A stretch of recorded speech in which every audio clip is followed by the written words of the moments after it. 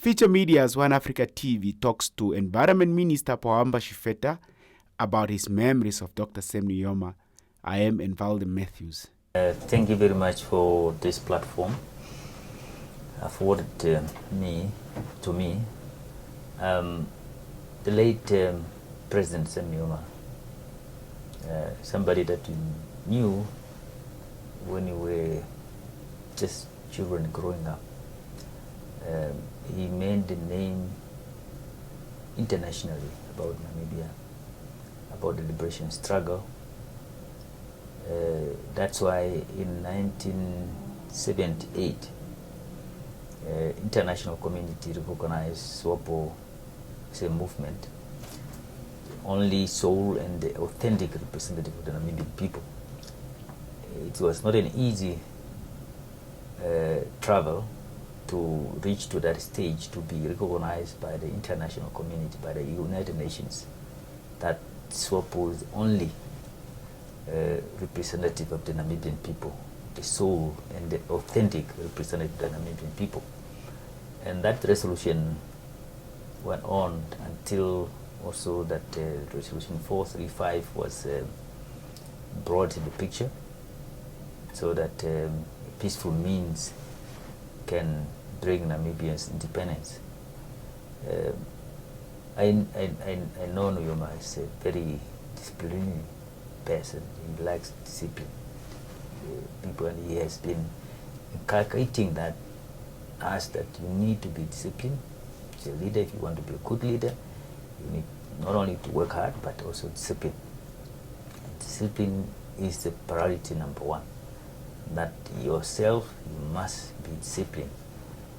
Not only determination and dedication that makes you a good leader. And he's been really emphasizing on that one. He's a very nationalist somebody, and also apart from that, he's a Pan-Africanist.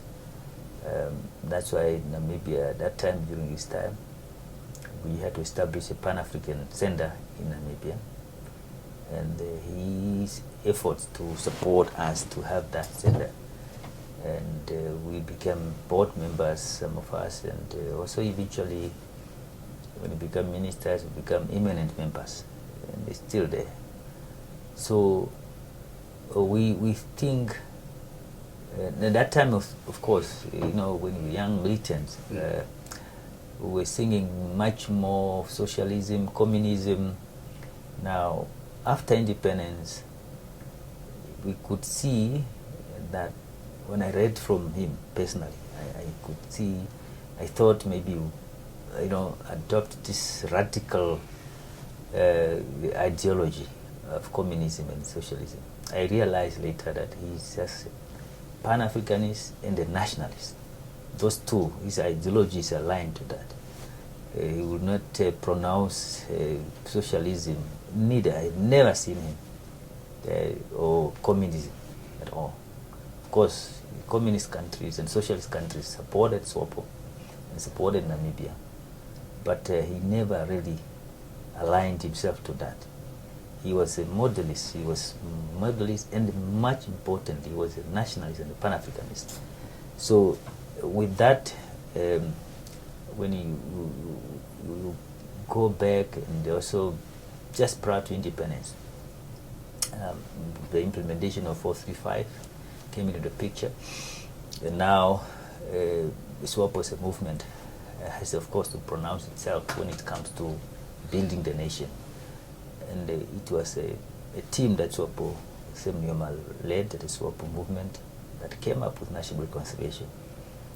And that was a very important policy for SWAPO to, you know, put the country together, a nation to become one Namibia, one nation, despite of, you know, warring parties that were fighting one another, opposing parties.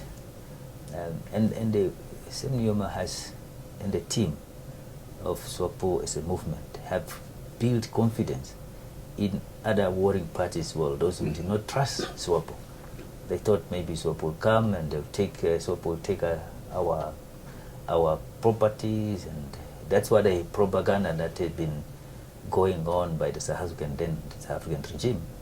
That's what will take even your wives and your kids, and you will not even own anything. So people thought that would happen. And I remember that some comrades, when you're kids now, we talk about, no, I'm going to get just close to this garage so that I can grab my car, because the idea of socialism, no one owns anything. We'll take everything from them when we. But when you look at a policy that was very wise policy that SWAPO as a movement brought in, calmed the situation. Even the other parts, the other side, did not trust SWAPO at all. Some of them ran away, and eventually when they saw that the SWAPO adopted policies that are more neutral, that are more appeasing, so they came back. Some of them ran away to South Africa that time. Even Namibians were some either politicians or especially the people who were more fighting, especially you have Kufut, and you have also some of them who were more aligned to that, and they of course they have caused some tortures and so on, and they are known. So when SWAPO party as a movement brought up that national reconciliation, and that national reconciliation was then implemented, and it was then the leadership that pronounced itself, saying no one should revenge anyone. We were all Namibians, and we were all fighting as Namibians, fighting one another. It was the enemy outside that caused that fight, so no one can be blamed for that. So the reconciliation came about. That's why it has maintained peace and stability, and also tranquility in the country up to today. It's because of that policy. It was very important policy. It's because of that policy. I want you to reflect. When was the first time you said growing up you were singing and you so greatly admired Sam Nujoma? When did you meet Sam Nujoma? We would remember your roles at Nanso, but maybe when was the first time you met Nujoma? How was it like? What was the first assignment that he gave to you, and just to reflect at some of the key moments that you've had with him during your leadership. Yes, I met him personally when we met and shake hands. That was 8, 9. We were young boys in the movement, SWAPO Party Youth League, and also as leaders of the National Students Organization, NANSO, in the country. And NANSO was a very formidable force that time. We have shaken everywhere in the country, and when Nujoma came here, the leadership, they really recognized NANSO as a formidable force. In that time, we just emerging from the strikes that NANSO and the union has impact upon, to demonstrate to the regime, the South African regime, that we are ready to take over the country. So that strike paralyzed most of the services in the country. There were no schools, and we decided, even the union, they decided to come up to support us. They came on board to support us. The people did not go to work, and it was something that paralyzed the regime services. And of course, for the leadership of SWAPO coming from outside and the leadership inside the country, when we came together. And that's how, when the first time I met Sam Nujoma, and I could greet him, talk to him. In those years, you have this propaganda that comes in, and you have people who thought, gave very, in their minds, Sam Nujoma was something, a creature that, it's like, personalized to satanic or demons or something. I remember one friend who came here to work here. He was working with us that time at the Nanso Center. When he was going away, First, he did not understand because he came with blanket, he came with pots. He came from Europe, those solidarity movement. They did not know Namibia would have this and they would have computers. He came that time, there were no laptops, there were computers. You have to pick up a box of a computer itself, a screen, a big screen. He came with everything, even including pots. So he thought people were living under the tree, because that's what they told. The bush life. Yeah, so they could not understand that there were buildings, we also had computers. So when he came to the center, when he came to Windhoek, he landed there. Maybe he thought he landed somewhere in other countries. So then he traveled. So between before the Windhoek Airport, International Airport, and then the city, there was nothing, of course. It's not like now we have some houses there, some buildings there. So he was not thinking that he's now going to live under the tree. So only narrated that when he was about to go, during the farewell that we were giving him.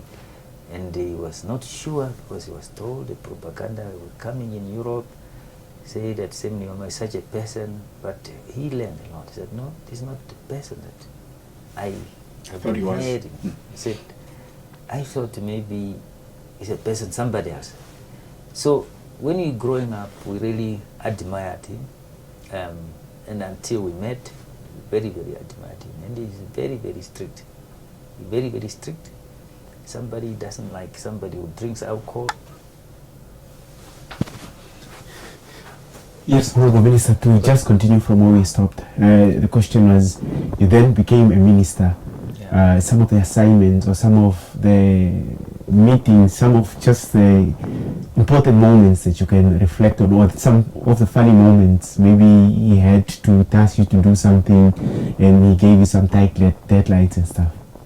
Yeah, one of the things that I realized in the founding president's policy that he really emphasizes, practically worked on it, is that he prioritized education, and they also children's welfare, rural development, and also culture. And those are the things, and health. Those are the 5 things that he really, every time he called it, because then I became a deputy minister of sport, youth, and national. That time, national service was not there. It was more culture was also part of this, and we had to work on, establishing cultural groups in schools. That there must be cultural groups. We must return back our culture that has been destroyed by the Europeans. They came here, they put aside our cultural practices, and then for us to, be accustomed to their cultures. So that's why we have started in schools, in schools, and also, and even when I was at the youth council, to have youth forums at a regional level, at a district level, and down to the organ structures. And then among those, we said, emphasize that we need to have our young people need to understand culture. So first it was not accepted because those years before independence, you cannot walk in the church with a driller or something, or your cultural necklaces or anything cultural was kind of like seen when you are coming to a service. With that, people think that you are, who's that one? You are not a Christian enough. They associate with paganism. So all our cultural practices were, associated with paganism, and some of these were born things were already destroyed. But he said we must revive our culture, and that is the thing that he told me. That now that you are dead, so that's now before I became a deputy minister, that we must inculcate that cultural practice, we must revive our culture. And he went on to meet traditional leaders, so that traditional leaders will start now reviving. That's why today, wherever you go, you find almost every school has got a cultural group. And we used to have, even when I came to the ministry, that competition, annual competition, still there. So where you have, you start with schools in a kind of a constituency, and then they go up, clusters, then they go to constituency level, regional level, up to national level. So, and he said our kids must be taught our customs, traditions. So he said, he used to say, if you don't know where you are coming from, then you are just like a paper goes where the wind blows. So, and that is one of the things that he really, emphasized for us to make sure that we, as young people, we tell young people that the culture is important. So it was not easy, because some people saw this as a big wordness. So even some elders. So, but today is something that came back. It is because of him that he was emphasizing more on that. You can now see that you have people who are realizing that they've lost so much in those years, that Africa has lost so much because their cultural practice, because you will not be able to develop if you do not understand your culture, your own culture as a nation. So he has been emphasizing on that. And then when he came to the Ministry of Youth and Sport as a deputy minister, they is now to work on the first that time, because we were now working on a national policy, and that national policy gave birth to the National Council. Before that, now after that, we have to work on, and he came up and said, no, young people must be, trained to be patriots. That's why we brought in the National Youth Service. So, and then there was a recruit of the first recruit, that time I was still a president. So a few of them, they were recruited and trained. They wanted, what his wishes were that if every young person can be trained as a patriot, because I said, he was a very nationalist. He was a nationalist, and he said every young person can be trained as a patriot, and they go through this training. And we could realize that after these young people, even those that were very naughty, giving us problems, once you put them through that program, through that training, they came teaching others when they came from after graduation. So his pushes were that every young person should go there. But of course the budget would not allow that every young person should have a compulsory service, national service. So like other countries do. So that time it was given as countries like Ghana, countries like Botswana and others, that we need to have that if you want to have young people understand patriotism and they become patriot. They will not do bad things like stealing and so on. He's very, very, he spoke, emphasized on that thing, that discipline, because of this discipline, because of this lack of patriotism, that we have young people, taking others' property, stealing and doing all these things. But if you all go through this, there will be nothing like that. Honourable Minister, today you lead a very critical sector in the Namibian economy, which is the tourism sector, environment. Nujoma, in this sector, what role do you say he's played? What legacy do you say he leaves behind? And what is the key takeaway from him? Of course, you've told us what or how he felt about the cultures and everything about us Africans. But maybe with this sector that you're leading now, what is it, something that you look back now and say, look, I've learned this from Nujoma, and all the generations that are coming after us should learn this from him? Yes, you see, he's a visionary leader. What I have seen is that even what we have today, is national services, not national services, but communal conservancies that we have today, community forests, because he wanted, natural resources to be in the hands of the communities. Before independence, until 1996, when of course the policy of engaging the communities to, put on board, and they also, conserve their natural resources, their biodiversity. He gathered all the traditional leaders, and I realized that, some of us, we did not understand what he was trying to do. But much of what we have today, he brought it up, and he discussed that with the community leaders, like traditional leaders, and he said, no, we need to, the enjoyment of these natural resources were much more one-sided. So now we have to spread this. Our traditional authority must now give land, so that that land can be proclaimed as conservancies and also as community forests. And today I met King Tapopi, one of the first leaders, traditional leaders, who have now given land for that land to be proclaimed as a conservancy, community conservancy. And also he went on most of the areas. He said, no, much of these areas should be for the biodiversity conservation. And imagine, up to I think this time, Namibia is Namibia's constitution is the only constitution that really emphatically put in our Article 95. It's really importing the environmental protection.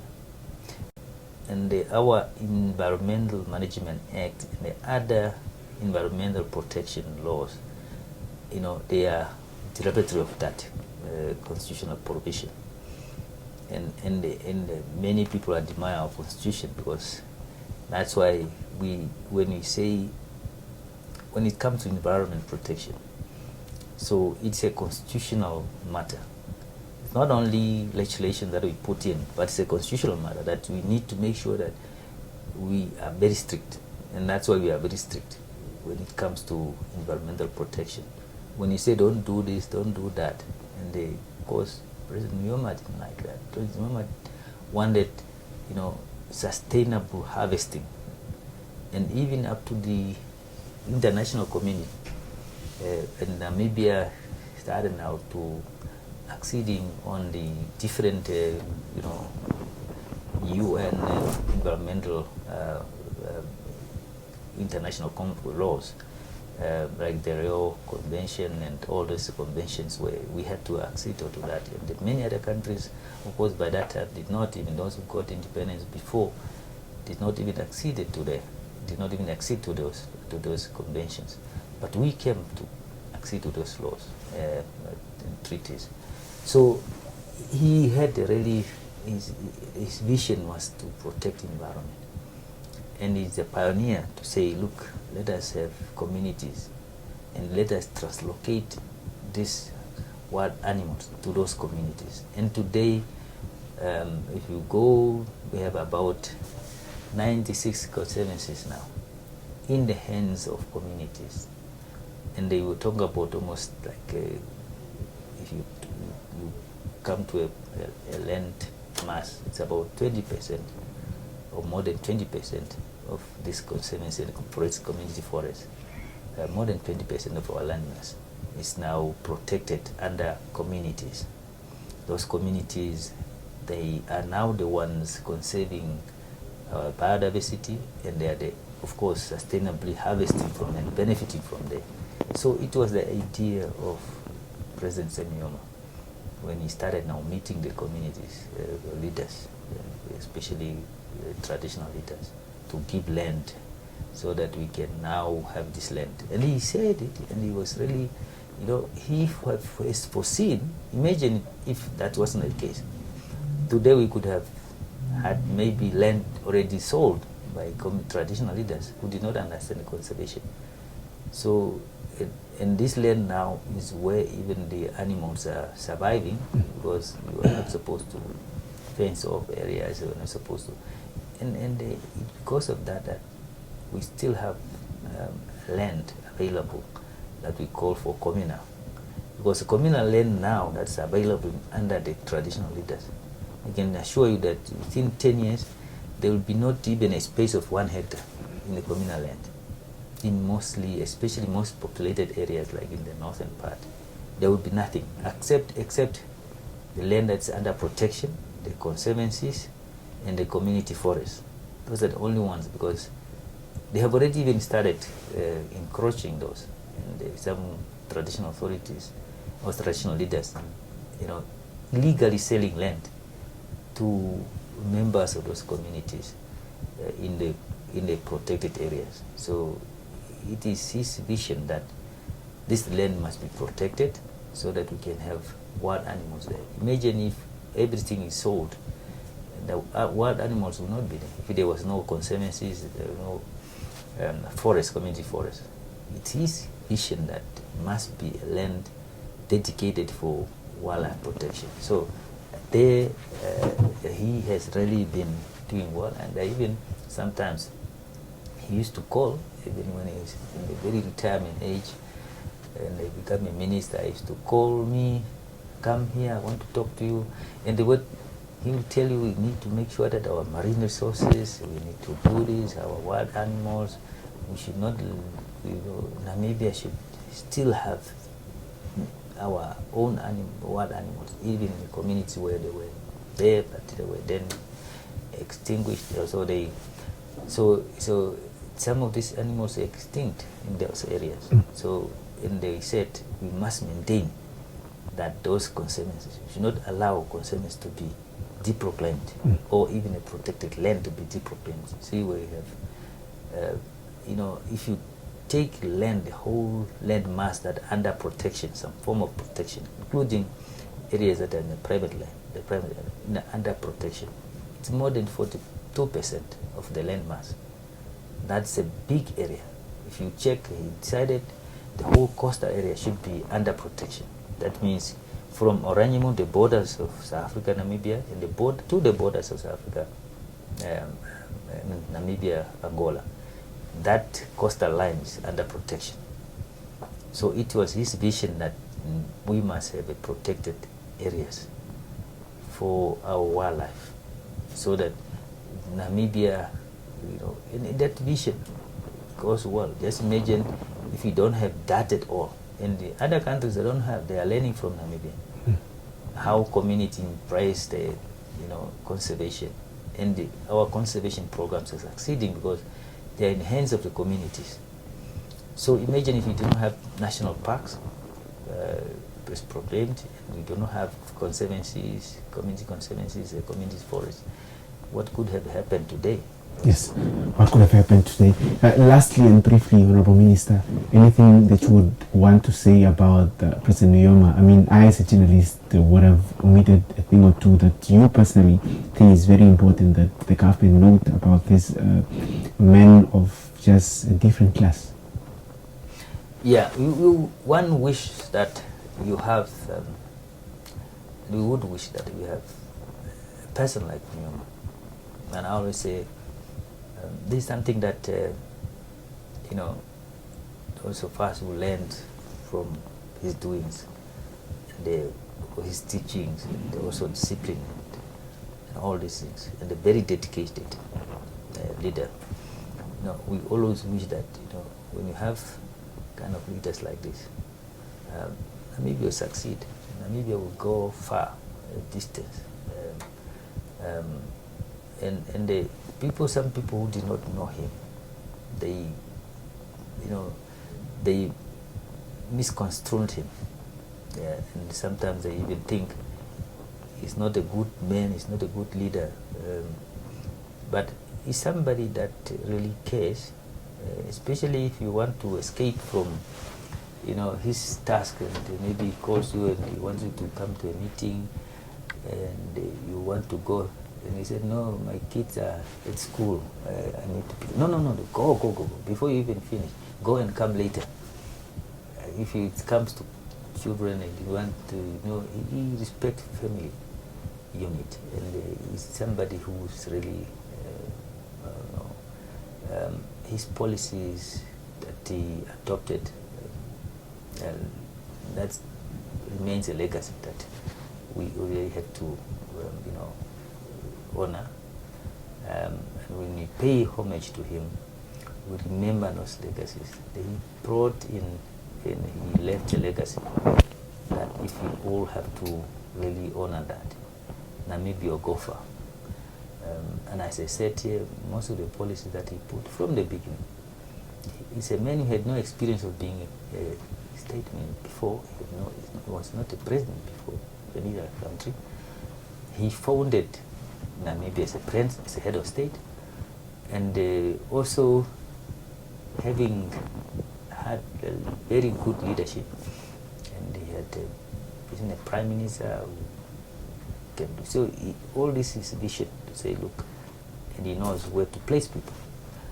And Namibia from there is regarded up to today as a country that is very unique, among others.